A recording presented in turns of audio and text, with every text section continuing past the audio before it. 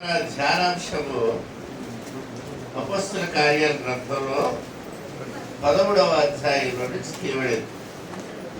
చాలా పెద్ద వాక్యం చదివారు ఇవాళ.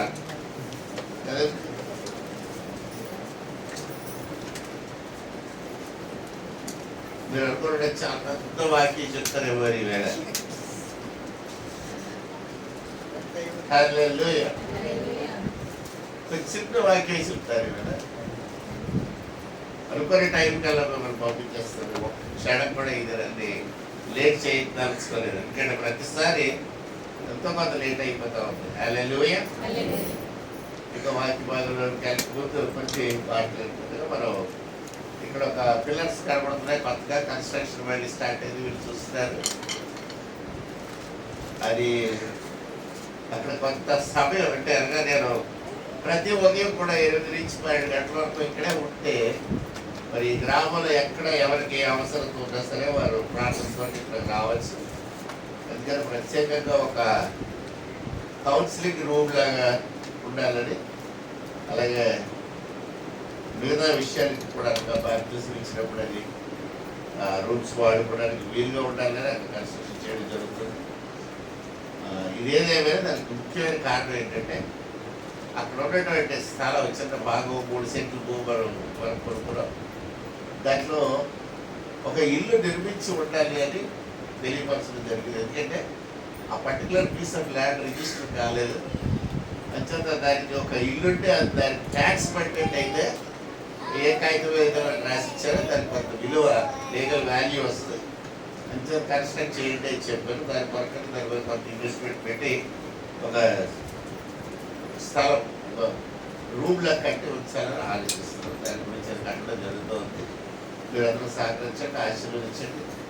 అనేక మందికి స్వార్థ ప్రకటించబడాలన్న ఉద్దేశం, అనేక మంది ప్రభువైన యేసుక్రీస్తుని విశ్వసించాలనే ఉద్దేశంతో అక్కడ నిర్మాణం జరుగుతుంది. అయితే దాంట్లో కొంతకాలానికి ఒక లైబ్రరీ లాగా కూడా ఉండాలని, అనేక మంది రావడానికి చదువుకోవడానికి. అలా నా దగ్గర చాలా క్రైస్తవ విద్యకు సంబంధించినటువంటి అనేక పుస్తకాలు ఉంటాయి. అవన్నీ కూడా నాకంటే ఎక్కువగా చదివే వాళ్ళు రావాలనే ఉద్దేశంతో నిర్మాణం జరుగుతుంది. ప్రార్థనలు జ్ఞాపకం పెట్టుకోండి.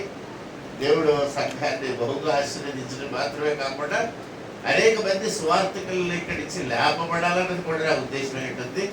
అనేక ప్రాంతాల్లో ప్రభు యొక్క పేరు ప్రకటించబడడానికి కావలసిన పునాది ఈ సంఘం నుంచి లేవాలన్నది నా ఉద్దేశం ఏంటుంది. కాబట్టి it's a long plan, not a short term plan, but it's a very long term plan. అనేక మంది ఇక్కడి నుంచి లేవబడాలి అంతే. And they should have the basic abilities.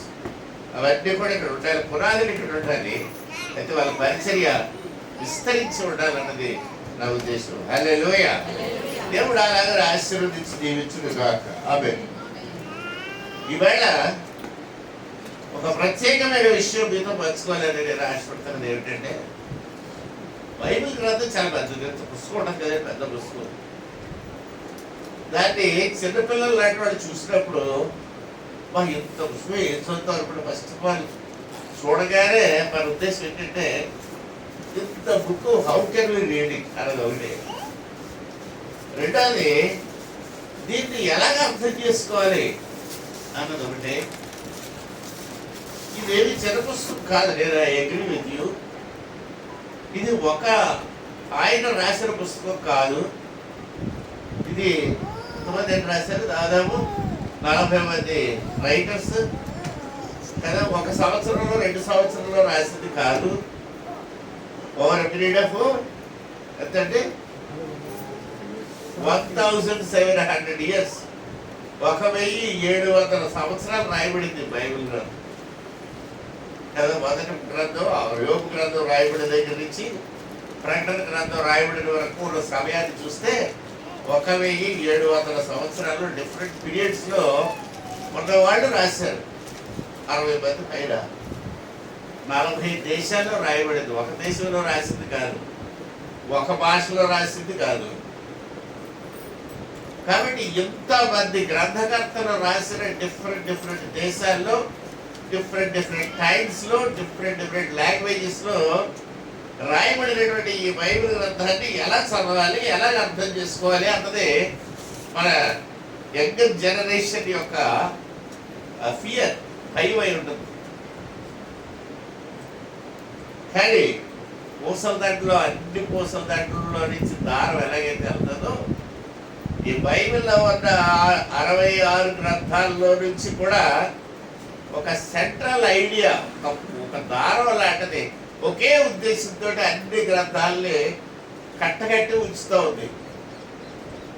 ఆ దారం ఏమిటంటే మానవాళి యొక్క రక్షణ. ఈ రక్షణలో దేవుని యొక్క సంకల్పం. ఇది కొద్దిగా అర్థం చేసుకుంటే మొత్తం బైబిల్ అంతా అర్థమైపోతాడు. ఏ థియలాజికల్ కాలేజ్కి వెళ్ళక్కర్లేదు, ఎవరు మన కొత్తగా పాఠం చెప్పక్కర్లేదు, ఎవరు బోర్డు మీద రాసి చూపించక్కర్లేదు. There is no formula involve. లెక్కలు రాక్కర్లేదు, ఏ ప్రిన్సిపల్ కూడా అప్లై చేయాల్సిన అవసరం లేదు. So simple a book this is.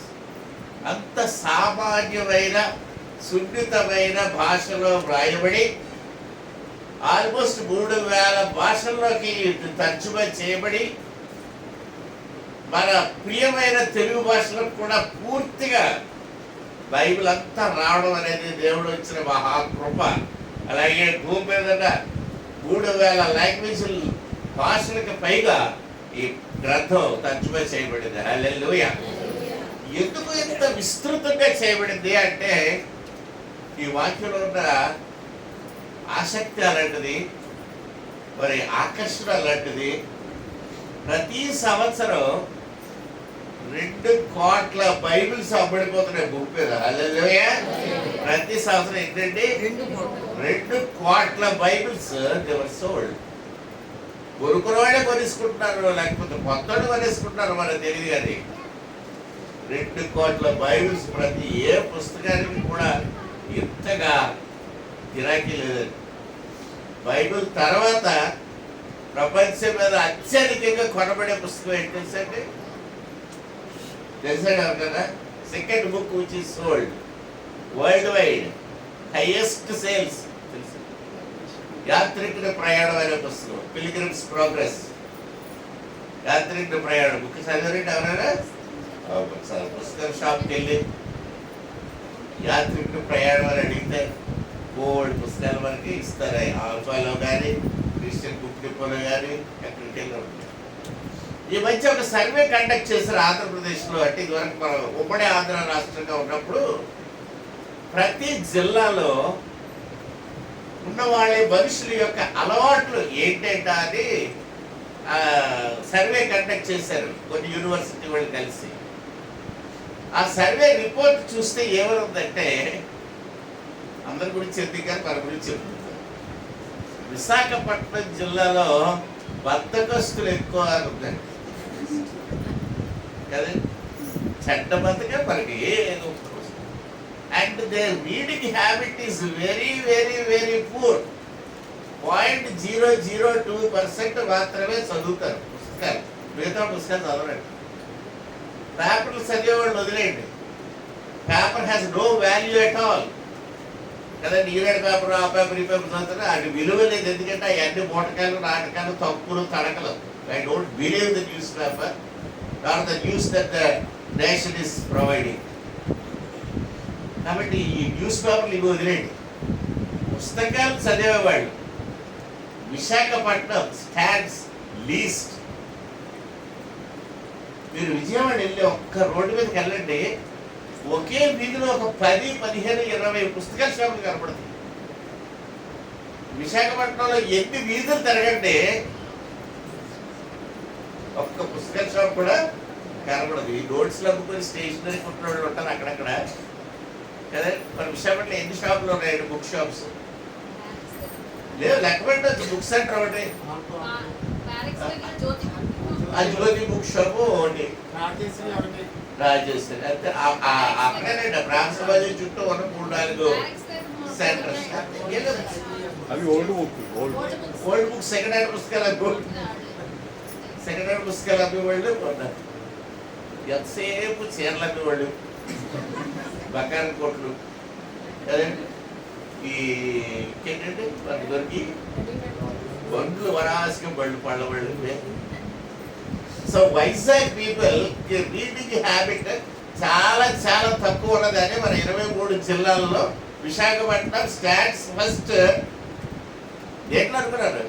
చదవడం అనే అలవాటు మనకి లేదు అసలు, మనకి లేదు. అందుకే మనం ఏ పుస్తకాలు చదవడం. ఎవరికి నేను డేవిడ్ కాపర్ఫీల్డ్ బుక్స్ ఎంతమంది చదివాడు? ఒక్కడో లేడు. అది ఎవడో తెలియదు డేవిడ్ కాపర్ఫీల్డ్ అన్నవాడు కదా. కొన్ని తెలుగు వాగ్మయం ఏమైనా ఉందంటే అస్సలు లేదు. ఆ విశాలాంధ్ర బుక్ తప్ప ఒక్కటి లేదు. అది కూడా చిన్న చిన్న ఉన్నాయి. ఇలా రామకృష్ణ మిషన్ అభ్యర్థి పుస్తకాలు తప్ప ఇంకేం లేదు. ఏ వాగ్మయం కూడా విశాఖపట్నం జిల్లా వాడు చదవరండి. అందుకే మన పిల్లలు they stand very poor in there reading habit. అందుకే ఇంటర్వ్యూకి వెళ్ళినట్టు భయం.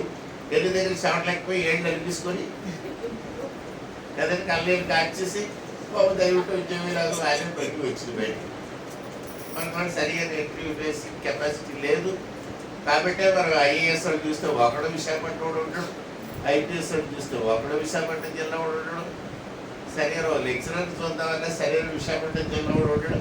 దీనికి గల కారణం ఏంటంటే your reading habit is very very poor. పిల్లల్ని హెచ్చించాలి చదువులో, పుస్తకాలు కొని చదవడం. రైట్. బైబిల్ కూడా మనవాడు చాలా తక్కువ చదువుతున్నారు. అందుకే your standard in biblical structure is very very poor. దీంట్లో ఏమి లేదంటే సింపుల్ థింగ్ ఏంటంటే మీరు 66 పుస్తకాల్లో ఏ గ్రంథంలో ఏ వచనం తీసుకున్నా సరే అది దేవుడి యొక్క ప్రేమ మనుషుల పట్ల ఎంతగా ఉందో అదే చూపిస్తుంది. మొదటి నుంచి చివరి వరకు కూడా చెప్పేది దేవుని యొక్క ప్రణాళిక, మనుష్యుల పట్ల దేవుని ప్రణాళిక గురించి చెప్తుంది. ఆ ప్రణాళిక తెలిసిపోతే మొత్తం తెలిసిపోతుంది మీకు.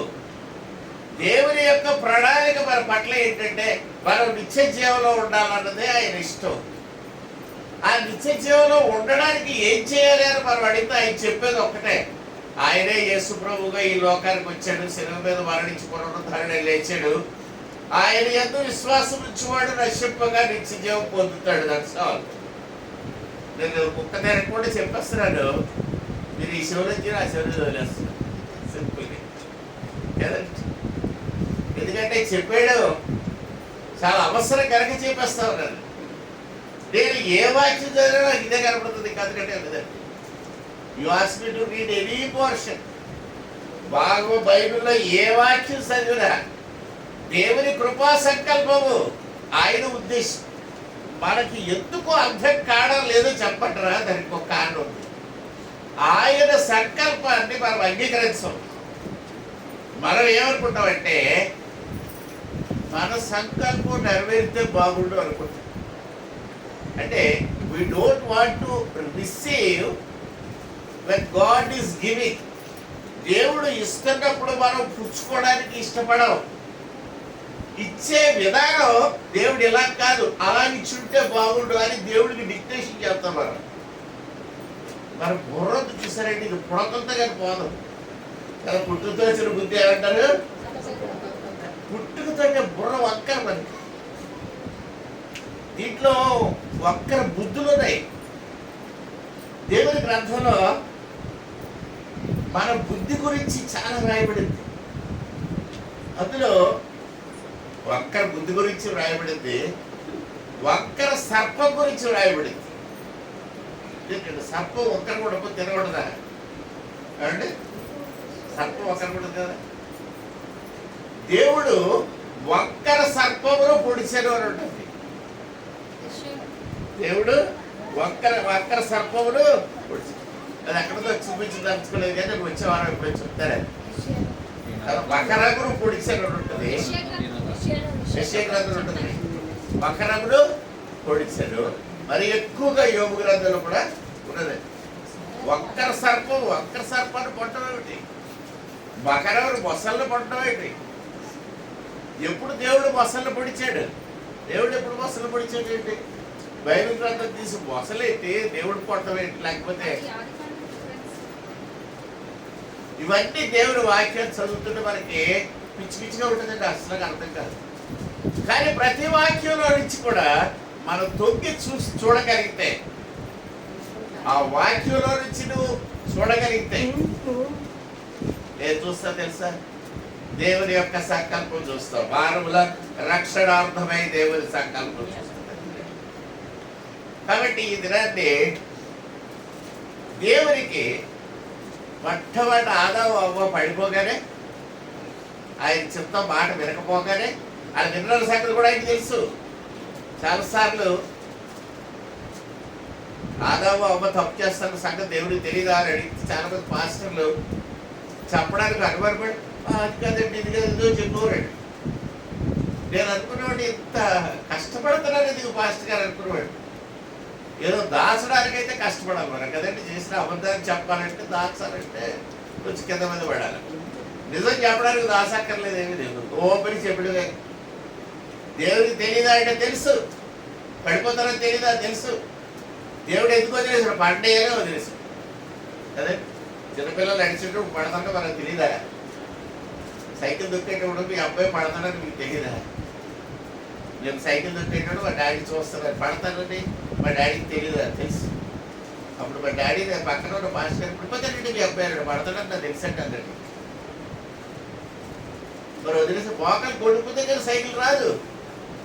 ఏమవ్వాలంటే పడాలా, పడితే కానీ సైకిల్ రాదు. అవునా కదా? ఈత నేర్చుకుందామని ఒంటి మీద నిలబడి నేను లెసన్ చెప్తాను మీకు. ఈత ఎలా కొట్టాలి నేర్చుకుంటారండి. ఎంతమంది నేర్చుకుంటారు నా క్లాస్కి వచ్చి? మీకు నీళ్ళల్లో తిప్పరు. ఇక్కడే బోర్డు మీద పంపేసి కుడి చేయలేగాను, ఎడం చేయలేగాను, కాలు ఎత్తలేగాను అని చెప్తా ఉంటారు. మీరు వినేసి నోట్స్ రాసుకుంటే అర్థం పెట్టేసి అప్పు చెప్పేసి వెళ్ళి చెరువులో దూకంటే ఏమవుతుందో తెలుసు. ఏమవుతారండి? అడిగి వెళ్ళి ఎక్కడ భూమి. మీకు ఈత రావాలంటే ఈత కొలంలో చెరువులో దూకి తీరాలంతే. దూకితేనే ఈత వస్తుంది. మోకాలు కొట్టుకుపోకుండా సైకిల్తో కూడా రాదు ఎవరికైనా సరే. మా డాడీకి తెలుసు సంగతి. ఆ దినాల్లో ఎక్కారు, సైకిల్ దొక్కారు, పడ్డాను, మోకాలు రెండు కొట్టుకుపోయి. అప్పుడు మా డాడీ ఏం చేస్తున్నాడు? ఆయన చక్క సిగరెట్లు కాల్చేవారు. ఆ రోజుల్లో సిగరెట్లు ఉండేవి. ఆ సిగరెట్ పెట్టులో ముచ్చిరేకు ఉంటుంది. ఆ ముచ్చిరేకు తీశారు. దాని వెనకాల ఒక కాగితం ఉంటుంది, అది ఇలా సిప్పారు. దాని సగం ముక్క తీశారు. ఈ కాలికి ఓ మొక్క, ఆ కాలికి ఒక మొక్క కాల్చి అంటించారు. మళ్ళీ దొక్కరా సైకిల్. మంట అలా ఉందంటే అలా ఉంది. ఇవన్నీ మండిపోతున్నాయి. అయినా సరే సైకిల్ తొక్కడం ఆశ కాబట్టి తొక్కుతూనే ఉన్నాం. మొత్తం సైకిల్ తొక్కడం వచ్చిందని మొత్తం ఎలా నేర్చుకున్నాం. హల్లెలూయా. కాబట్టి దేవుని ప్రియమైనలారా, మీరు చదవడం నేర్చుకోవాల్సిన అవసరం ఉంది, చదవలసిన అవసరం ఉంది. మనసు పెట్టి దేవుని వాక్యాన్ని ధ్యానిస్తే ఈ వాక్యం వెనకతల మీకు దేవుని సంకల్పం కనబడుతుంది. అదే వాక్యం చూస్తే కనబడదు. మళ్ళీ మకరమును కత్తితో పొడిసే దేవుడు ఎక్కడున్నాడో అని చూస్తే కనబడదు మీకు. యోగ గ్రంథం ఉంటుంది, వాక్యం కనబడుతుందండి. చెప్తే జాగ్రత్తగా వినండి. You see only the word వాక్యం. మీరు కళ్ళతో ఇలా చూస్తే మీకు బైబిల్ కనబడుతుంది. అక్కడతో మీకు చూపు ఆగుతుంది.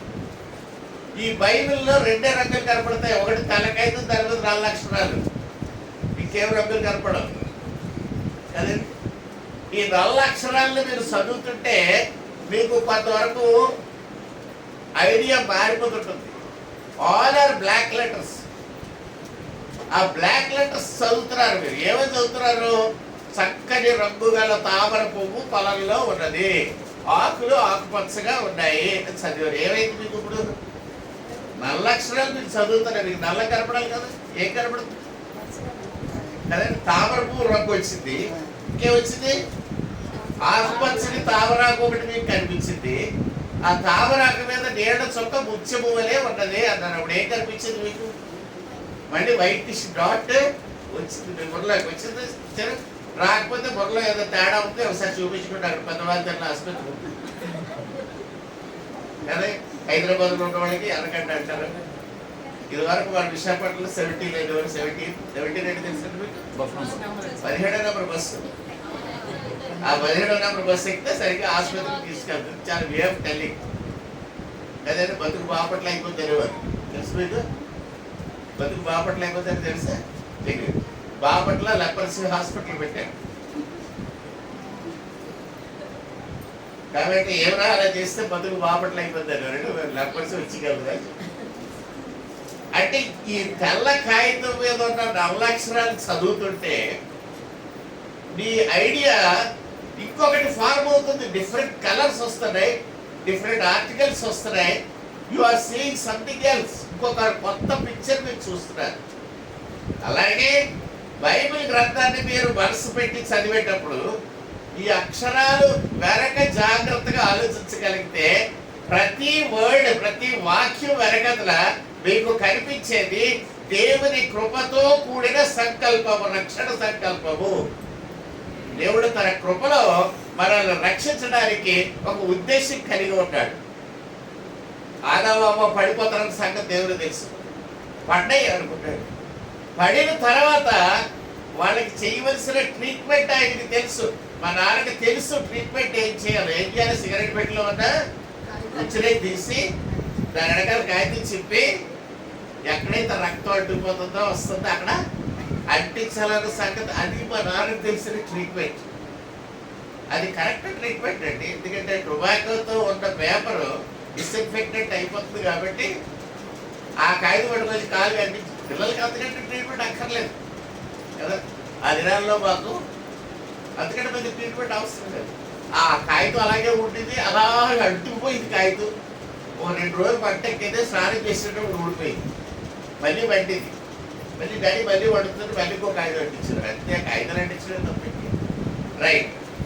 దేవుని ప్రియబెట్టినారా, ఈ దేవుని వాక్యంలో ఉన్న ఆ దైవ సంకల్పాన్ని చూడడం కానీ మనకు వస్తే you are more than a qualified speaker. పెద్ద విశ్వవిద్యాలయంలో పట్టాలు తీసుకొని రెవరెంట్లు, డాక్టరేట్లు అయిపోవాల్సిన అవసరం లేదండి. మీరు చెప్పే సువార్త చాలు. పక్కోళ్ళకి చెప్తే ఖచ్చితంగా సువార్త పరిశుద్ధాత్మ వర్క్ చేస్తాడు కాబట్టి వాడు పనిచేస్తుంది. రైట్. ఈవేళ వాక్య భాగంలో వద్దాం. చాలా చోట్ల సువార్త అనేక మంది ప్రకటించడం మనం చూసాం. అందులో ఈవేళ ఈ 13వ అధ్యాయంలో అపోస్తలుడైన పౌలు, బర్నబాస్ కలిసి సువార్త సేవకి వెళ్ళారు. ఎక్కడికి వెళ్ళారు సువార్త సేవకి అంటే యూరప్ అంతా తిరుగుతా ఉన్నారు. ఐరోపా ఖండం. ఐరోపా ఖండం బాగా అభివృద్ధి చెందిన ఖండం కదా. Continent which is highly developed. మనకి 2 రకాల ప్రాబ్లమ్స్ ఎదురవుతాయి. Under developed world, developed world. మన దేశం కూడా ఇదివరకు అండర్ డెవలప్డ్ నేషన్ అనేవారు కదండి. ఇదివరకు గుట్టోళ్ళు, అవిటోళ్ళు అనేవారు, గుట్టోళ్ళు అనేవారు, అంగహీనులు అనేవారు, అంగవైకల్యం కలిగిన అనేవారు. ఇలా రకరకాల భాష మనం వాడుతూ ఉండేవాళ్ళం. పిచ్చోళ్ళు అనేవాళ్ళం మనం కదండి. ఇప్పుడు ఎవరంటో పిచ్చోళ్ళు అనట్లేదు. ఎవరంటా అంటే మెంటలీ రిటార్డెడ్. ఇది ఒక మెంటలీ వీక్, లేదా మెంటలీ బ్యాక్వర్డ్. అయిన తర్వాత మెంటల్లీ ఛాలెంజ్, విజువల్లీ ఛాలెంజ్. ఇదివరకు గుడ్డోడు వచ్చాడు గుడ్డోడు అంటాం అంటే అనట్లేదు. ఇప్పుడు ఏమంటాం? Visually challenge. ఎందుకు ఇలా మార్చావు?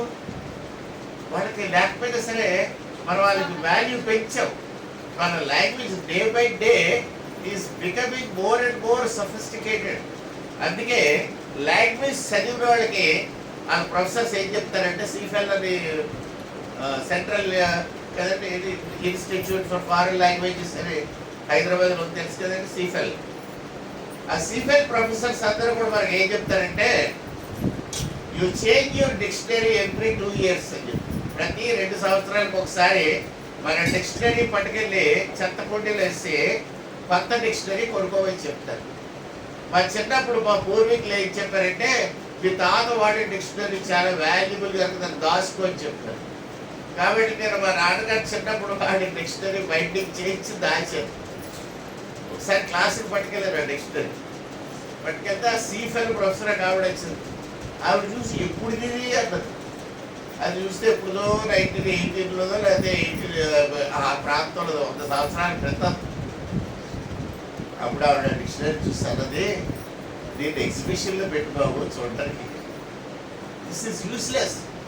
ఎందుకు యూస్లెస్ అంటే మన భాష మారిపోతుంది తెలుసా మీకు. మన తెలుగు 2 ఏళ్ల క్రితం మనం మాట్లాడుకున్న తెలుగు వేరు, 2 సంవత్సరాల తర్వాత మనం మాట్లాడుకునే తెలుగు వేరు, మనకు తెలియదు ఆ సంగతి కదా. మీరు ఉత్తరాలు రాస్తే మీ పాత ఉత్తరాలు చదువుకోండి, అప్పుడు మనం రాసిన లాంగ్వేజ్ ఎలా ఉంది, ఈవేళ మన భాష ఎలా ఉంది కదా. ఇప్పుడు ఇంకా అవి కూడా ఉండవు, అన్నీ కూడా సెల్ ఫోన్ మీద మెసేజ్, షార్ట్ మెసేజ్ పంపించాడు కదండి. యూఆర్ అంటే యూ రాసాడు, ఆర్ రాసాడు అంతే యూఆర్. కొంతకాలానికి ఏఆర్ అన్నది కూడా రాదు, కూడా స్పెల్లింగ్లకి రావు. స్పెల్లింగ్లు రాకపోతే అదొక స్టైల్ ఏంటంటే, ఓహో ఇది షార్ట్ ఎస్ఎంఎస్ లాంగ్వేజ్, ఇది ఎస్ఎంఎస్ స్పెల్లింగ్ అనుకోవాలి మనం మనసులో. ఓహో బాబుగడికి ఎస్ఎంఎస్ స్పెల్లింగ్లే, షార్ట్ లాంగ్ అయిన రాదు అనుకోవాలన్నమాట. అడిగి అసలు స్పెల్లింగ్ రావాలి అనుకోవడానికి కాదు, చదివే అలవాటు లేదు, రాసే అలవాటు అంతకంటే లేదు, ఎస్ఎంఎస్లు పంపించే అలవాటు, చాటింగ్.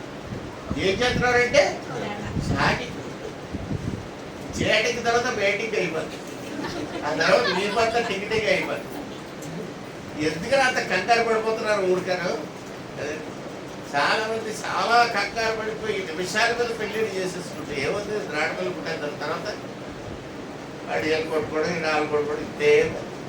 ఆగంలో ఎదగడానికి ఎందుకురా తొందర, ఎదగ జీవితం అంతా చిత్తర వందనాన్ని చక్కటి సీతారాయణ గారి కవిత్వం రాసిన పాట, సినిమా పాట విన్నారు ఎప్పుడన్నా మీరు? ఎదగడానికి ఎందుకురా తొందర, you grow up slowly, have good foundation. చదవండి బాగా, అన్ని రీడింగ్ హ్యాబిట్ అలవాటు చేసుకోండి. Read in such a way that you can see beyond. ఈ చదివే దానికంటే పైన ఏముందో చూడండి. దాన్ని ఇంకొక రకంగా కూడా చెప్తారు, ఎలాగంటారంటే రీడ్ బిట్వీన్ లైన్స్ అంటారు. ఒక వరుసలో అక్షరాలు ఉంటాయి, ఇంకొక వరుసలో అక్షరాలు ఉంటాయి, కానీ మన వాళ్ళు ఏం చెప్తారంటే you read in between lines అంటారు. ఆ వరుసకి ఈ వరుసకి మధ్యలో ఎలా చదువుతారండి? ఎప్పుడైనా విన్నారా ఈ మాట? రీడ్ ఇన్ బిట్వీన్ వర్డ్స్ అంటే ఏం లేదు, మీరు ఒక వాక్యం చదివి ఆగండి, మీరు ఏది చదివారో ఆలోచించండి. ఆ చదివిన వాక్యం ఏ ప్రదేశానికి ఏ సమయానికి చెందుతుందో ఆలోచించండి. ఎవరు ఎవరితో మాట్లాడుతున్నారో అర్థం చేసుకోండి. ఇవన్నీ జాగ్రత్తగా అర్థం చేసుకుని ఒక్కసారి చదివితే మీ జీవిత కాలంలో మళ్ళీ ఇంకోసారి ఆ బుక్ రిఫర్ చేయక్కర్లేదండి. మీరు ఒక లాయర్ దగ్గరికి వెళ్తే అన్ని పుస్తకాలు కనబడుతాయి, అన్ని ఎప్పుడు చదువుతాయి అనుకుంటారు మీరు. అన్ని చదవడం అండి. మరి ఎంఏ చదవాలంటే పుస్తకాలు చదవాలి, అన్ని చదవం. మరి ఏం చదువుతావు? మాస్టర్ చెప్తా నీకు ఎక్కడ చదవాలో అక్కడే చదవాలి. అందుకే గురువు లేని విద్య రాణించిందంటారు. మీరు ఎన్ని పుస్తకాలు అన్ని చదివేసినా సరే మీకు పనికిరావు, because you need a teacher. ఆ టీచర్ చెప్పింది చదివితే అది నీకు మంత్రం అవుతుంది, బీజాక్షరం అవుతుంది. టీచర్ చెప్పకుండా నువ్వు చదివేది నీ బుర్రకు ఎక్కదు.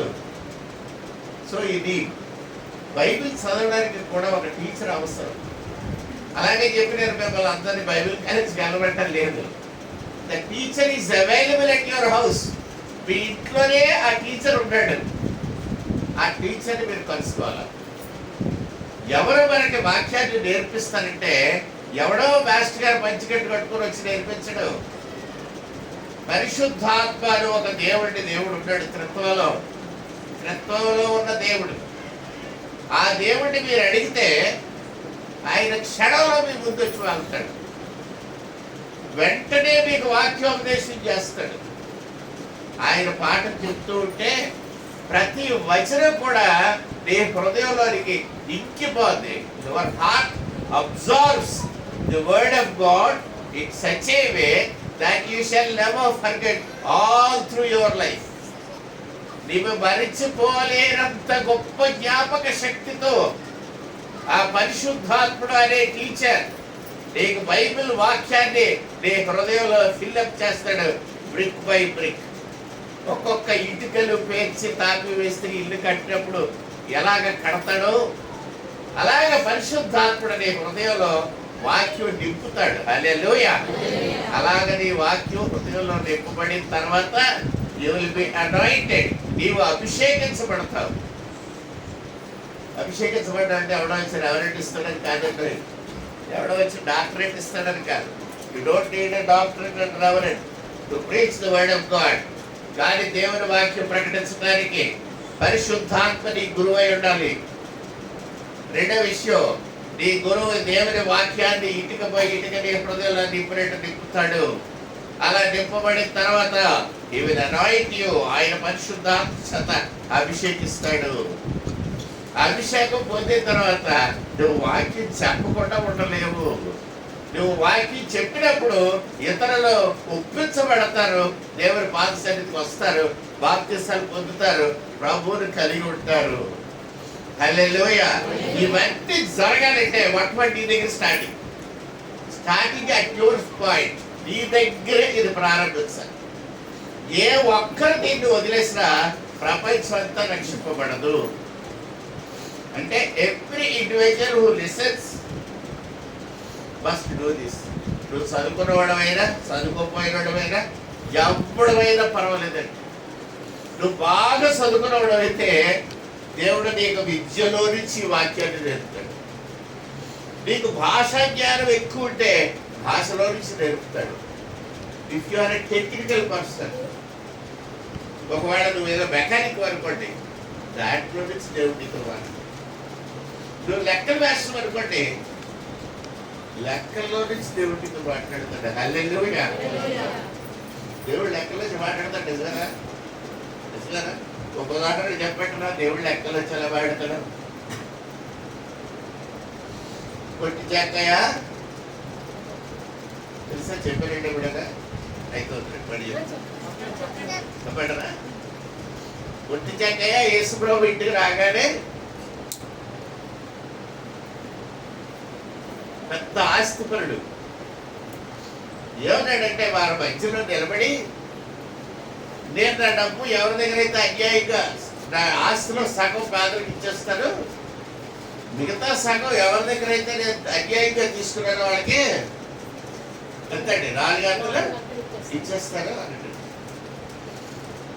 ఇప్పుడు లెక్కల భాస్కర్ అయితే ఏం ఆలోచిస్తాడంటే, the property of Jakkayya is equal to X అంటాడు. అవునండి, జక్కయ్య ఆస్తి ఎక్స్ అనుకుందాం, ఎక్స్ బదులు 100 అనుకుందాం. పోనీ ఎక్స్ అంటే ఓన్లీ నాకు ఆపోజిట్ వాడికి అర్థమవుతుంది, జనరల్ వాడికి అర్థమవుతుంది.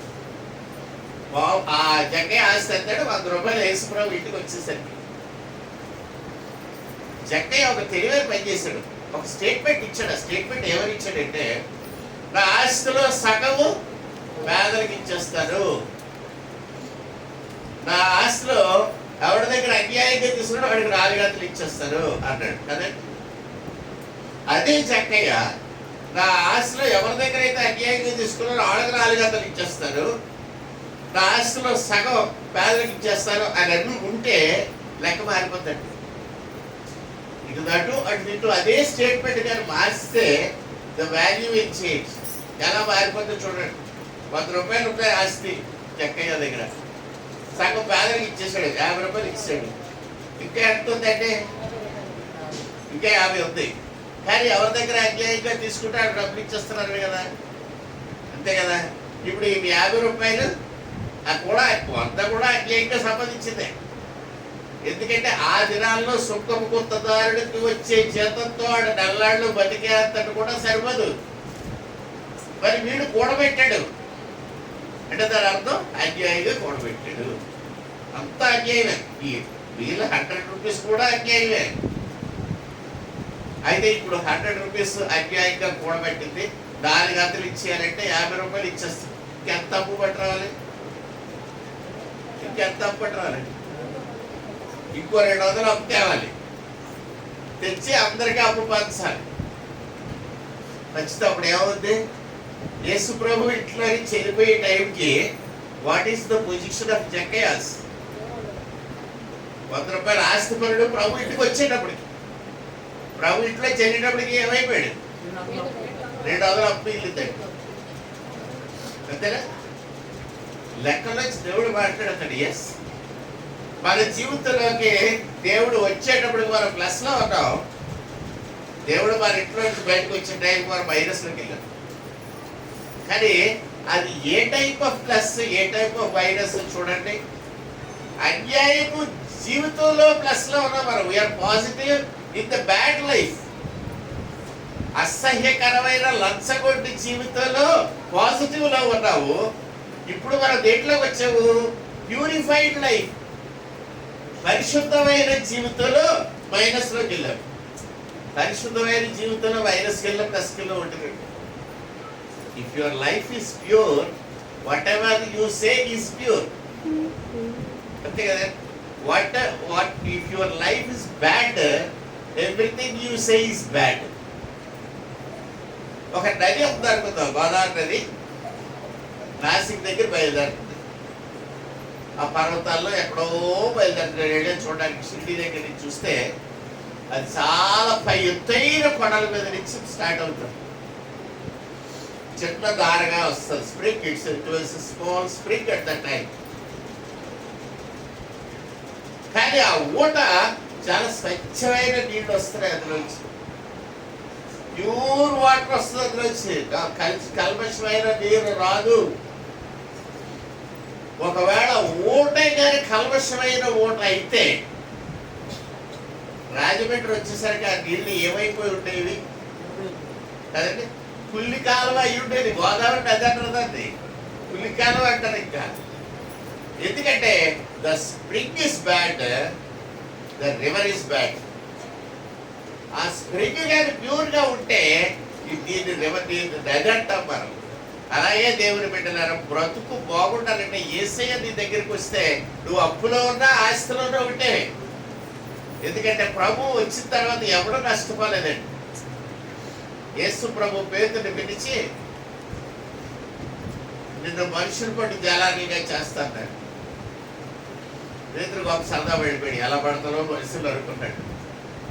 యేసయ్య చనిపోయి 6 రోజులు అయింది. పునరుద్ధరణ లేచిన తర్వాత పేతురు కనబడిన తర్వాత అప్పుడు ఒక 6 రోజులు అయిపోయింది. 8 రోజులు అయింది. పేతురుకి ఆకలేసేస్తుంది. నేను చేపలు పట్టబోదురు అన్నాడు. అనగానే అతనితో పాటు ఇంకొక 6 ఉన్నారు. 7 కలిసి చేపలు పట్టడానికి వెళ్ళిపోయారు గలిలయ సముద్రుడు. చేపలు పట్టారు. రాత్రంతా వల ఎయ్యడం తీయడమే తప్ప ఒక్క చేప కూడా అందులో పడలేదు. తెల్లవారేసరికి యేసు ప్రభు ఒడ్డు మీద నిలబడ్డాడు. పిల్లలారా, మీ దగ్గర తిరిగికి ఏమైనా ఉందా అన్నాడు.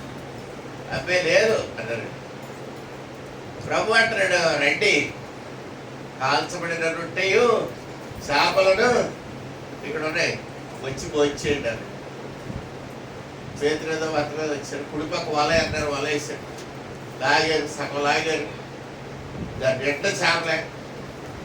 యోహాన్ లాగాడు. లాగుతూ యోహానికి వచ్చారు. ముందు పుట్టింది ఏంటంటే ఎవడ చెప్పున్నాడు అని. మేమింత ఎక్స్పర్ట్స్ని ఇంతకాలం చిన్నప్పటి నుంచి గలిలయ సముద్రంలో ఇది ఈత నేర్చుకున్న వాళ్ళకి మాకు అన్ని తెలుసుకుని లోతు పాత్ర ఈ గలిలయ సముద్రం గురించి మనకు ఆడి చెప్పడం ఏంటి, ఆడి చెప్తే వలేయడం ఏంటి, వలేస్తే ఇన్ని చేపలు పట్టడం ఏంటి అనుకొని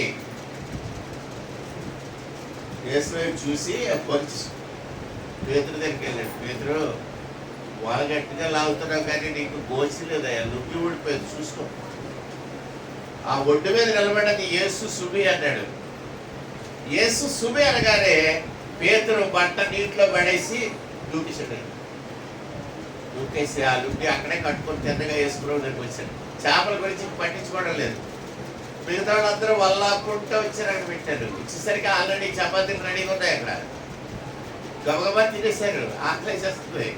వేసే అంటున్నాడు, మీరు పట్టినట్లు వచ్చి కొన్ని తింటాయారు. కొన్ని పట్టుకొచ్చాడు. ఎన్ని పట్టాయంటే 153 గొప్ప చేపలు అని రాయబడేది. మీరు బీచ్ ఒడ్డుకి వెళ్ళి ఎప్పుడైనా గొప్ప చేపలు అంటే ఏంటో చూసారా? ఒక్కొక్క చేప ఎంత ఉంటుందో ఆలోచించారా? యేసు ప్రభు గలిలయ సముద్రంలో పట్టిన చేప సైజు చూసారా? అప్పట్లో మార్కెట్ రేట్ ఎంత ఉంటుందో చూసారా? 153 చేపల్లో ఒక 3 చేపలు 7 చేపలు తినేసిన మిగతాదని వాల్యూ పెట్టారా? పెడితే ఒక్కొక్కడు ఎంత డబ్బు ఇంటికి పట్టుకెళ్ళాడో లెక్కేస్తారా? మీరు లెక్కల మాస్టర్ అయితే లెక్కేసి చూడండి. అక్కడ ఉన్న 7 చేపలు ఒక్కొక్కడు 33,000 రూపాయలు పట్టుకెళ్ళాడు ఇంటికి ఆ రోజు. హల్లెలూయా. మీ గొప్ప మాడిపోయింది. ఎందుకంటే బాగా చేపలు మాకేమో ఇవ్వట్లేదు. If Jesus is with you, వల ఖాళీగా ఉన్న సరే ఇంటికి పట్టుకెళ్ళింది ఈచ్ స్పెషల్ మ్యాన్ అక్కడ ఫుల్గా తినేసి పట్టుకెళ్ళిన డబ్బు 33,000 రూపాయలు పట్టుకెళ్ళారు. హల్లెలూయా. ఎక్కడి నుంచి వస్తాయి క్యాలిక్యులేషన్స్ అంటే? Read between lines. ఆ వరుసకే మధ్యలో చదివితే నీకు ఈ లెక్కలన్నీ వస్తాయి. పొట్టి చెక్కయ్య గుర్తంతా బయటకు వస్తుంది. If you read between lines, if you can see beyond lines, ఈ అక్షరాల కంటే అవతల పక్క ఏమంతో చూడగలిగితే రబ్బుల వలయం నీకు కనబడుతుంది. హల్లెలూయా. రైట్, అసలు వాక్యం వచ్చిపోయింది. ఇవన్నీ అపొస్తలుడైన పౌలు బర్నబా యూరప్ కంట్రీ, ఐరోపా దేశం ఖండంలో తిరుగుతా ఉన్నారు. They were doing gospel work.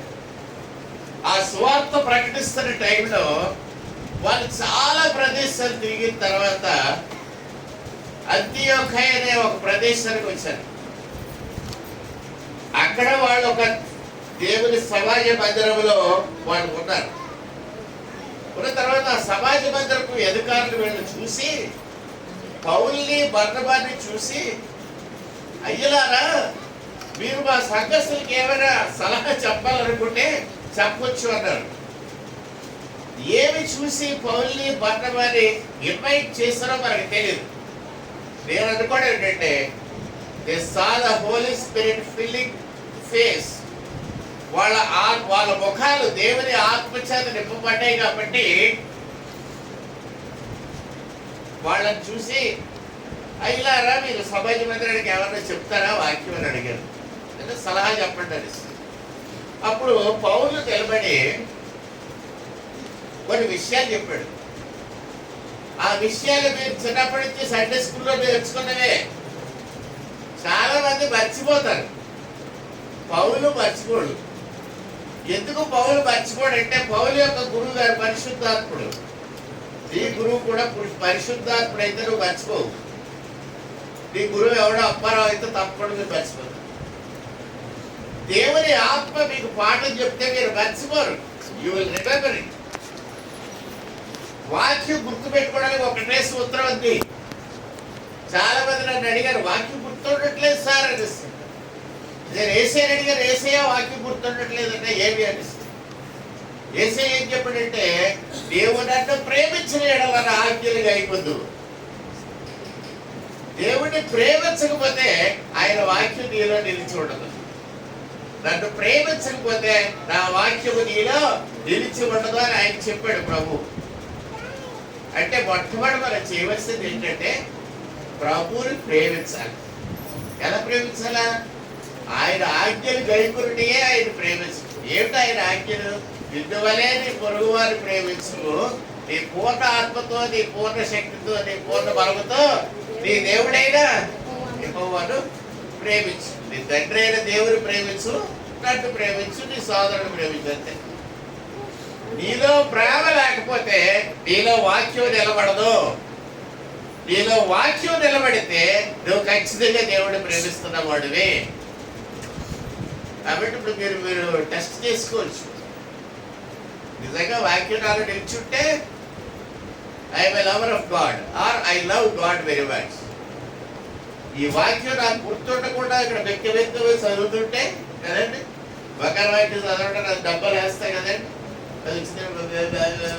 అంటున్నారు అనుకుంటే దాని అర్థం ఏంటంటే you are not the lover of God. దేవుని ప్రేమించే తత్వం మీలో లేదు. దేవుని ప్రేమిస్తే దేవునికి విధేయులు అవుతారు. దేవుని మందిరానికి రావడానికి ఇష్టపడతారు. దేవుని వాక్యాన్ని చెవులు అప్పగించి వింటారు. దేవుని ప్రేమించకపోతే చిన్నపిల్లడు ఎలాగాడుతుండో చూస్తారు. అంతేనండి. దేవుని ప్రేమిస్తున్నామా లేదా అన్నది తెలియడానికి వెరీ సింపుల్. ఎవరైతే దేవుని ప్రేమిస్తారో, వాక్యాన్ని ప్రేమిస్తారో వాళ్ళ దేవునికి విధేయులై ఉంటారు. వాళ్ళలో దేవుని వాక్యం నిలిచి ఉంటుంది. రైట్. ఈ పౌలు సంఘానికి, అంత్యోదయ సంఘానికి ఒక మాట చెప్తూ చరిత్ర అంతా చెప్పాడు.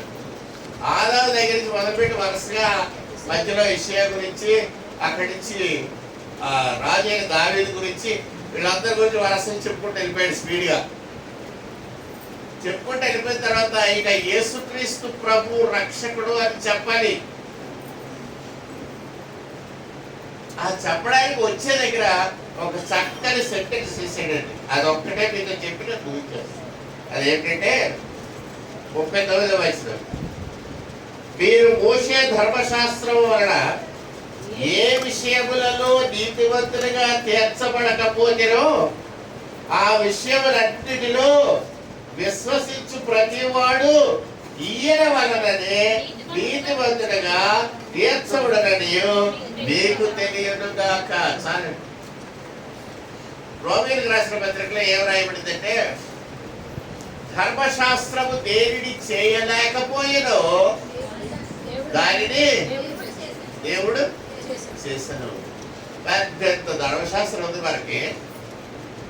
ఈ ధర్మశాస్త్రం ఏది మంచో ఏది తప్పో చెప్తుంది అంతే. ఏది మంచో ఏది చెడ్డో చెప్తుంది అంతే. The law, the entire law will teach you what is good and what is evil. ధర్మశాస్త్రం చదువుకోవడం కష్టం.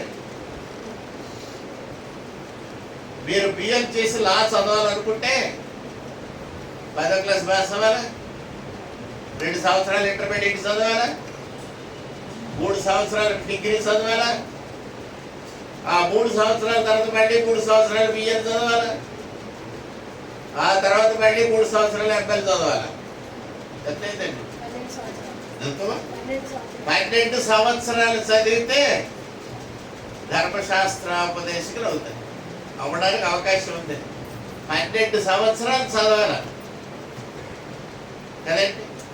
బిఎల్ 28 సార్లు పరీక్ష కూర్చోవాలి. బిఎల్ అవ్వాలంటే 3 సంవత్సరాల్లో 28 పేపర్లు అంటే 28 పరీక్షలు రాయాలి. ఎంఎల్ అవ్వాలంటే ఇంకొక 28 పరీక్షలు రాయాలి. 56 పరీక్షలు రాయాలి. ప్లస్ డెజర్టేషన్ చేయాలి, థీసిస్ రాయాలి. అంత మొత్తం అవన్నీ సబ్మిట్ చేస్తే కానీ ధర్మశాస్త్రం మనకు అర్థం అవుతుంది. అన్ని చేసిన ధర్మశాస్త్రం అంతా పూర్తవుతుంది. మనం తీసుకున్న స్కీమ్లో మాత్రమే అవుతుంది. నేను చదివినప్పుడు నేను చదివిందల్లా హైకోర్టు ఎలా పనిచేస్తుంది అన్నదే చదివాను. సివిల్ రాంగ్స్ అంటారు. నేను చదివిన స్పెషలైజేషన్ సివిల్ రాంగ్స్ అనగా అరుదైన జీవితంలో జరిగే పొరపాట్లు, యాక్సిడెంట్స్, రిట్ పిటిషన్లు, పబ్లిక్ అధికారుల దగ్గర ఎలా ఉండాలన్నది ఇవే చదివారు ఎక్కువ. కాన్స్టిట్యూషన్, దేవుడు ప్రియబడిన దినము పగలు రాత్రి పగలు రాత్రి పగలు రాత్రి చదివితే ఏం అర్థం అవుతుంది? ఏదో కొద్దిగా అర్థమవుతుందంటే. అంతేగాని పర్ఫెక్ట్గా పెద్ద లాయర్లకి అన్నీ తెలుసని మాత్రం అనుకోకండి. ఎప్పటికీ తెలియదు. అందరూ కూడా ఎప్పుడుతో పుస్తకాలు తీసి చూసుకోవడం. ఇప్పుడు కంప్యూటర్ వచ్చింది కనుక అట్లా ఎత్తుకోవడం తప్ప ఎవ్వరికీ పూర్తిగా లా తెలీదు. రైట్. ధర్మశాస్త్రము దేనిని చేయలేకపోయినో దేవుడు ఇంత కష్టపడి మోషే చేత మనకి 5 గ్రంథాలు రాయించాడు. ధర్మశాస్త్ర గ్రంథాలు. ఈ 5 గ్రంథాలు క్షుణ్ణంగా చదివి అర్థం పెట్టేసినా సరే అది ధర్మశాస్త్రము దేనిని చేయలేకపోయేనో, దేని చేయలేకపోయిందో తెలిసిన ధర్మశాస్త్రము తప్పేదో చెడ్డేదో మంచేదో చెప్పిందే తప్ప మనకి నిశ్చయమో ఇవ్వలేకపోయింది. మనల్ని నరకానికి పాలు చేసింది ధర్మశాస్త్రం.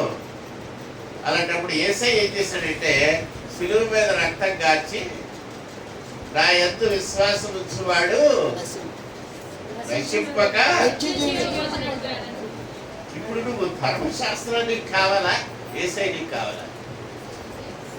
చెప్పండి. యేసయ్య కావాలి. ఊరిక ధర్మశాస్త్రం పట్టుకొని దించుకోకండి.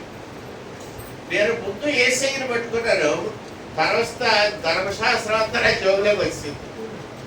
ఓహో, ధర్మశాస్త్రం ఇంతేనా? ముందు ధర్మశాస్త్రాన్ని పట్టుకుంటే నాకు యేసయ్య దొరకడం. ఇలా వెళ్దామంటే అవును, అలా రావాలా కదండి కదా. ఒక్కొక్కసారి ఇటు నుంచి అంటే అటు నుంచి ఇటు వాల్యూస్ మారిపోతుంది. ఒకటేసి పక్కన 2 సున్నాలు పెడితే వాల్యూ పెరుగుతుంది. అవునా? ఒకటేసి ఇటు పక్కన 2 సున్నాలు పెడితే ఏమవుతుంది? 0 మిగులుతుంది. సో నువ్వు సున్నాలు పెట్టేటప్పుడు కుడి పక్క ఎడతావా ఎడ పెట్టేటప్పుడు చూసుకో. ముందు యేసయ్య దగ్గరికి రా.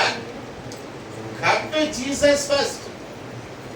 క్షమాపణ పొందు. అక్కడ జీసస్ నీకు ఒక వరం ఇస్తాడు. అదేంటి? పరిశుద్ధాత్మను వరము పొందుదురు. ఎప్పుడు? నమ్మి బాప్తిసం పొందు. ఎవరిని నమ్మాలా? యేసయ్యని నమ్ము. ఏం చేయాలా? బాప్తిస్మం పొందు. అప్పుడు ఏమవుతుంది? పరిశుద్ధాత్మ వరము పొందుదు. ఏంట వరము?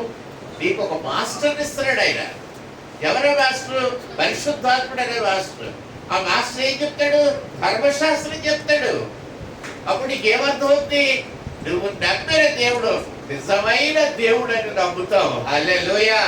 ఎలా నమ్ముతావు? ధర్మశాస్త్రం రుజువు చేస్తుంది ఆయనే నిజమైన దేవుడు. నువ్వు ఇంతకాలం మొక్కిన చెట్లు కొమ్మలు లేకపోతే బొమ్మలు రాళ్ళు రప్పలు దేవుళ్ళు కావు. చిల్లర రాళ్ళకు మొక్కుతూ ఉంటే చెడిపోదురా. హరే హరే. ఒక్కడైనా ఆ పరమాత్మనికే మొక్కి చూడరా. హరే హరే పాడేది కదండి ఒక పాట, సినిమా పాట కదండి. చిల్లర రాళ్ళకు మొక్కుతుంటే చెడిపోతారా. హరే హరే హరే అంటే ఏం తెలుసు? కొరే నీ కర్మ ఇలాగైపోతుంది. ఒక్కడైనా పరమాత్మలకు మొక్కి చూడరా. హరే. కాబట్టి దేవుని ప్రియబిడ్డలారా, దేవుడిని ముందు తెలుసుకోండి. ఆయన నమ్మండి. నమ్మాయి చెప్పినట్టు చెయ్యండి. ఆయన ఏం చెప్పాడు? నమ్మి బాప్తిసం పొందు. బాప్తిసం పొందితే ఏమన్నది? పరిశుద్ధాత్మను వరం పొందుతాం.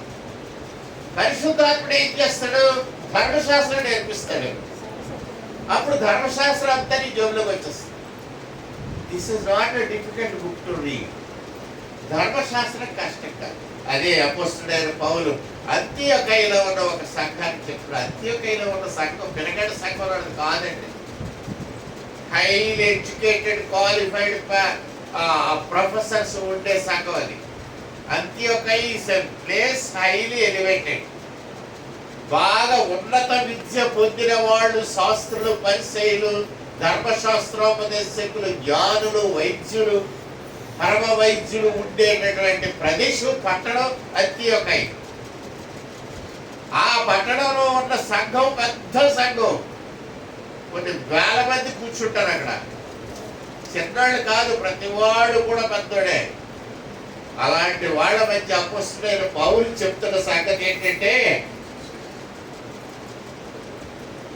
అపోస్తల కార్యాలు 11వ అధ్యాయము, మోషే ధర్మశాస్త్రము వలన ఏ విషయములలో నీతిమంతులుగా తీర్చబడలేకపోతురో ఆ విషయములన్నిటిలో విశ్వసించు ప్రతివాడు ఈయన వలననే నీతిమంతుడిగా తీర్చబడనని మీకు తెలియనుగాక. అర్థమైతే బైబిల్ అంతా చదివితే దట్ ఈస్ ద సారాంశం. కాసి వడబోసిన చక్కని సారాంశం ఏమిటంటే, ధర్మశాస్త్రము చెయ్యలేది దేవుడు చేసి చూపించు. విశ్వాసము ద్వారా మనం నీతిమంతులుగా తీర్చబడుతున్నాం. మనం ఎప్పుడో కూడా నీతిమంతుడు లేడు, ఒక్కడో లేడు. అందరూ పాపము చేసి దేవుడు అనుగ్రహించి మహిమను పొందలేకపోతున్నారు. దేవుడి అనుగ్రహించి మహిమను పొందాలంటే ఒక్కటే సూత్రం. అదేంటంటే యేసు ప్రభువుని నమ్ముకోగానే బాప్తిసం పొందు. బాప్తిసం పొందగానే నువ్వు పరిశుద్ధాత్మ పొందుతావు. పొందేవా లేదో ఎలా తెలుస్తుంది? ఎలాగా తెలియదు. చాలా మంది బాప్తిసం పరిశుద్ధాత్మ తెలియదు. నేను వచ్చి బాప్తిసం ఇచ్చినట్టు చాలా మంది కూడా ఇప్పుడు అలాగే చెప్తారు. ఎవరి గారు బాప్తిసం ఇచ్చారు కదా మీరు పరిశుద్ధాత్మ పొందారండి. అంకులు తెలియదు అంటున్నారు. మీ ఇంట్లో చనిపోయిన ఎప్పుడైనా పుట్టారంటే పుట్టగానే దగ్గరికి వెళ్ళండి. బాబు నువ్వు పుట్టేవారు అడగండి. పుట్టాడు ఇప్పుడే పుట్టాడు అక్కడ. నేను 10వ తారీఖు పుట్టాడు అక్కడ. చెప్పండి ఎవరు పుట్టారండి అని ఎప్పుడు చెప్తాను. మీరు పుట్టారు 5 years వచ్చిన తర్వాత ఏమంటాడంటే పుట్టాను అక్కడ. 10 ఏళ్ళు వచ్చిన తర్వాత ఏమంటాడు తెలుసా? అమ్మ నేను 10వ తారీఖునే పుట్టానా, ఇంకెలా తెలుసు అంటాడు. నాకే ఇప్పటికే డౌట్ ఉంది, కరెక్ట్గా డేట్ పుట్టారో లేదా మా అప్పకాలకన్నదో కదండి. Who knows? మీకు మీరు కరెక్ట్గా తారీఖులు పుట్టారని చెప్పగలరా? ఎన్ని గంటలు పుట్టారు చెప్పలేదు కదండి. 2 గంటలకు పుట్టారు. మన నాన్న రాసింది ఉంటుంది, డాడీ రాస్తారు. డాడీ ఎప్పుడు రాస్తారు? ఆ నర్సు వచ్చి బయటకు వచ్చి చెప్పినప్పుడు చెప్తారు. ఆ నర్సు ఎంతసేపు అక్కడ ఆలస్యం చేస్తూ మనది. మనం పుట్టామండి ఏదో ఆడలేదనో పుయ్యి పనిలేదనో ఇంజక్షన్ లేదనో డాక్టర్ బయటకు వెళ్ళాడో ఆవిడ అటు ఇటు తిరిగితే ఫోన్లో మాట్లాడుకొని అలో అలానే గంటసేపు ఫోన్లో అది ఇప్పుడండి ఎందుకంటే కొన్న నువ్వు బిఎస్సి చదివినప్పుడు సంగతి ఆ రోజుల్లో ఏలుముద్ర వేసుకునే మంత్రస్థాయి వచ్చింది దాకా పట్టుకొని దాని దగ్గర పేపర్ లేదు పెన్సిల్ లేదు కాగితం లేదు ఏమీ లేదు పురుడు పోయడానికి మంత్రస్థాయి వచ్చేవారు అది ఎప్పుడు పురుడు పోసిందో ఎవడని తెలుసు అది ఎప్పుడో బయటకు వచ్చి ఆడబెట్టి పుట్టింది అది అప్పుడే నాన్న తక్కువ టైం వేసుకుని ఆ టైం అయిపోయాడు ఆ రోజుల్లో గడియారాలు ఆ రోజుల్లో ఎలక్ట్రానిక్ గడియారాలు ఉంటాయా మిమ్మల్ని ప్రశ్న అడుగుతారు వాట్ ఈస్ క్రోనాలజీ చెప్పండి చూద్దాం వాట్ ఈస్ క్రోనాలజీ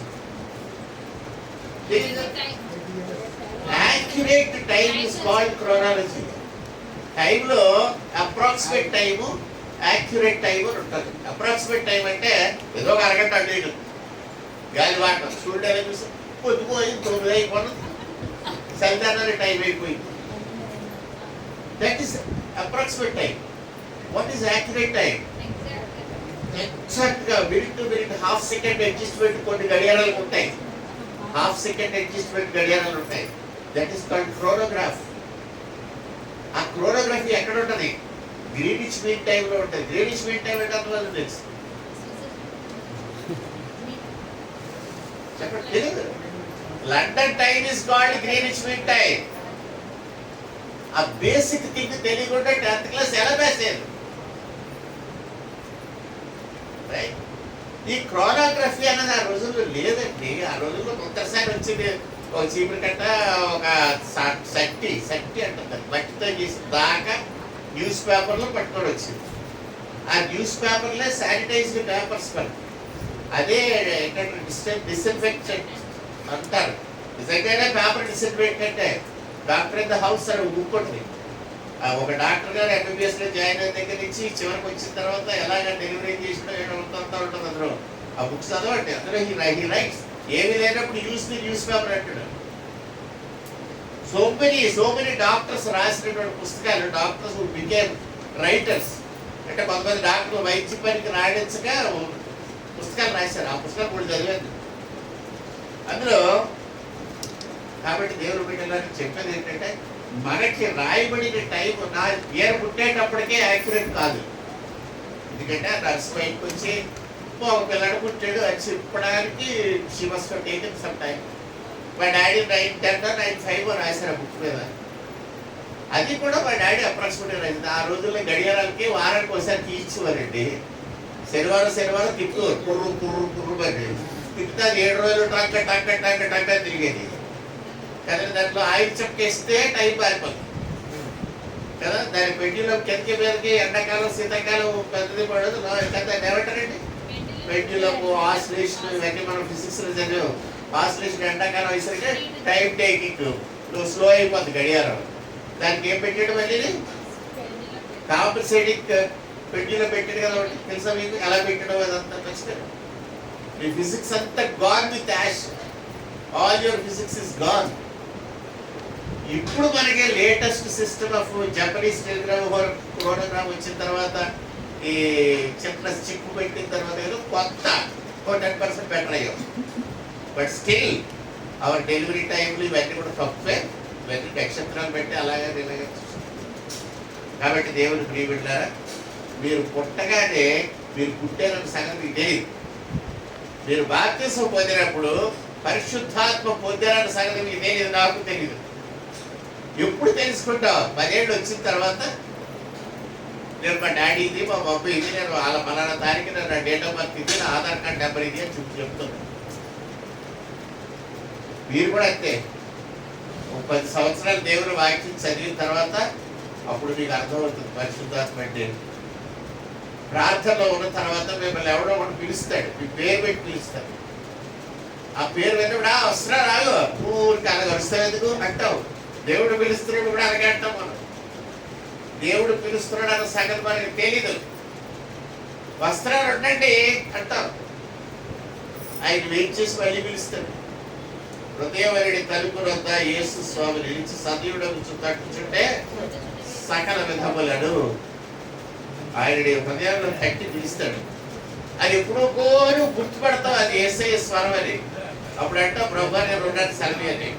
అప్పుడు దేవుడితో మాట్లాడడం మొదలెడతాడు. That is the starting and he will continue to speak to you. ప్రతి రోజు నీతో మాట్లాడతాడు. నువ్వు చేయవలసిన ప్రతి వారికి చెప్తాడు. ఎంత కీడుగా నిన్ను అబ్జర్వ్ చేస్తాడంటే నిన్ను ఎక్కవలసిన బస్సు నీకు చూపిస్తాడు. నువ్వు గబగబా వెళ్ళేవారు కూడా బస్ స్టాండ్కి 6 బస్సులోనే అరకపిల్లి వెళ్ళేవి. ఏ బస్సు ఎక్కాలో దేవుడి నీకు చెప్తాడు. అర్థమైందండి?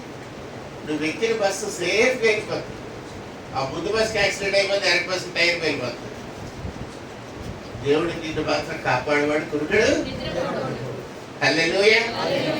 ఆలస్యం నా వల్ల అవ్వలేదు, మీరే ఆలస్యం చేశారు. నా చెంత బలవంతంగా చేయించేది కదంటే నేను టైం కొట్టుకంటే వచ్చేంత అనుకున్నాను. మీరే ప్రశ్నలు వేసి ఎక్స్టెండ్ చేయించారు కాబట్టి తప్పు మీదే. తల ఉంచండి, ప్రార్థన చేస్తాం. పరిశుద్ధులైన దేవానికి స్తోత్రాలు. ఈ మధ్యాహ్న సమయంలో మమ్మల్ని ఎంతగానో ప్రేమించి నీ సన్నిధిలో మేము గడుపుటకు నీ మాటలు నేర్చుకోవడానికి కృపించారు. వందనాలు చెల్లిస్తున్నాం. కూడిన ప్రతి బిడ్డను ప్రత్యేకమైన రీతిలో మీరు ఆశీర్వదించండి. 2 దేవుళ్ళు అబద్ధించి ఇంటికి పంపించండి. ఏ బిడ్డలకి ఏది అవసరం ఉందో దాన్ని గుర్తుపెట్టుకోండి. అనారోగ్యంగా వారి బిడ్డల గురించి ప్రత్యేకంగా ప్రార్థిస్తున్నాడు. కృప చూపండి, స్వస్థపరచండి, లేవనెత్తండి. యేసు ప్రభు వారి పరిశుద్ధ నామములో వేడుకుంటున్నాం తండ్రి. ఆమేన్. లేచి నిలబడదాం. పరలోకమందున మా తండ్రి, నీ నామం పరిశుద్ధపరచబడుగాక. నీ రాజ్యం వచ్చుగాక. నీ చిత్తం పరలోకమందు నెరవేరినట్లు భూమి మీద నెరవేరుగాక. మాకు కావాల్సిన ఆహారం నేడు మాకు ఇవ్వు. మా రుణాలు క్షమించిన ప్రకారం మా రుణాలు క్షమించు. మా సోదరులు తేక నుంచి తప్పించు. రాజ్యము బలము మహిమ నిరంతరం నీవై ఉన్నావు తండ్రి. ఆమేన్. తండ్రి అయిన దేవుడు, కుమారుడైన క్రీస్తు ప్రభు, పరిశుద్ధాత్ముడైన దేవుడు సదా మీకు తోడే ఉండి క్షేమాభివృద్ధి కలిగి చేరుగాక. ఆమేన్. ఆశీర్వాదములు మామీద వర్షింపచేయు మీషా.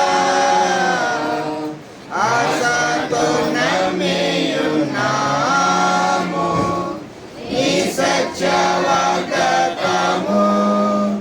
ఈ మహిమీద